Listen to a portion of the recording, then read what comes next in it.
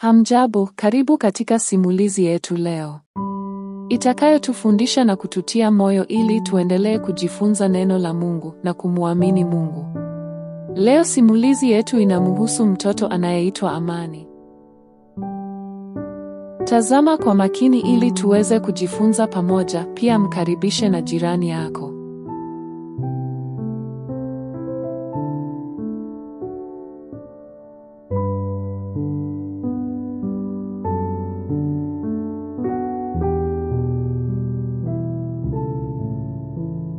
Katika kijiji kidogo kilichozungukwa na miti mikubwa, aliishi mtoto mdogo aitwaye Amani. Amani alikuwa na miaka 7 tu, lakini ndoto zake zilikuwa kubwa kuliko kijiji chote. Kila asubuhi alitazama watoto wakipita barabarani kwenda shule, akiwa na hamu ya kujiunga nao. Lakini familia yake haikuwa na uwezo wa kumpeleka shule.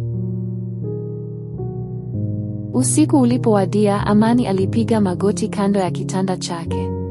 Kwa moyo wa imani alisali kwa Mungu. Mungu wangu, tafadhali nisaidie nipate nafasi ya kusoma. Nataka kuwa mtu wa maana na kuwasaidia wengine. Alisali kwa bidii, akiamini kwamba Mungu husikia sala za watoto. Siku moja, Amani alikuwa chini ya mti mkubwa, akichora herufi kwenye mchanga kwa kidole. Mwalimu mgeni aliyekuwa amefika kijijini alimuona. Aliguswa na bidii ya Amani na moyo wake ulijawa na huruma. Alimwambia, nitakusaidia Amani. Nitagharamia ada yako na vitabu. Ndipo Amani akampeleka yule mwalimu mgeni nyumbani kwa wazazi wake ili akaongee nao. Ingawa walikuwa maskini, walikuwa na matumaini makubwa kwa mtoto wao. Kwa msaada wa mwalimu, Amani alipata nafasi ya kujiunga na shule. Furaha ilijaa nyumbani kwao na machozi ya shukrani yakatiririka.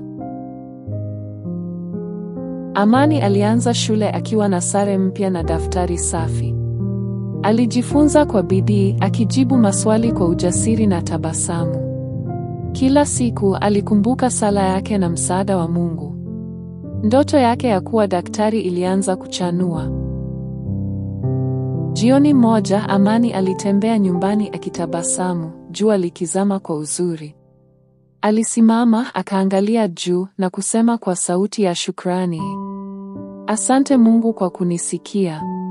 Hadithi ya Amani inatufundisha kwamba sala ya mtoto inaweza kufungua milango ya miujiza. Hivyo kila mtoto jifunze neno la Mungu kila wakati. Pia usikubali kujifunza tabia mbaya kutoka kwa wale ambao hawamchi Mungu. Tabia mbaya za mtaani zitamkasirisha Mungu na hata kusaidia wala kukubariki. Mungu anawapenda watoto wanaokwenda ibadani na kusali na kujifunza tabia njema. Ukiwa na tabia njema, baba na mama watakupenda na kukufurahia na kukupa zawadi kila wakati.